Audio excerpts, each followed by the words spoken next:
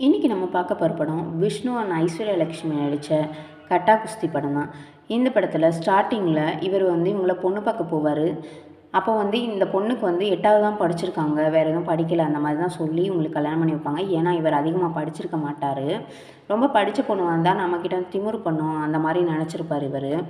அதோட இவங்களுக்கு போய் சொல்லி கல்யாணமும் பண்ணி வச்சுருவாங்க. ஆனால் இவருக்கு தெரியாது, இவங்க இந்த இதில் இருப்பாங்க, ஸ்போர்ட்ஸில் பாக்ஸிங் ஸ்போர்ட்ஸில் இருப்பாங்க. இவருக்கு அது தெரியாமல் கல்யாணமும் பண்ணி வச்சுருவாங்க.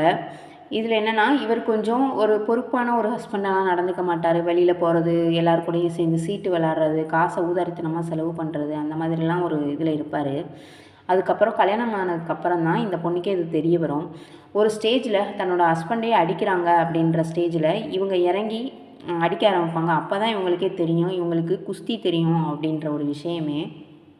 லாஸ்ட்டில் இந்த விஷயத்தை வச்சு என்னை பொய் சொல்லி கல்யாணம் பண்ணிட்டீங்கன்னு சொல்லிட்டு இடையில 2 பேரும் பிரிஞ்சிருவாங்க.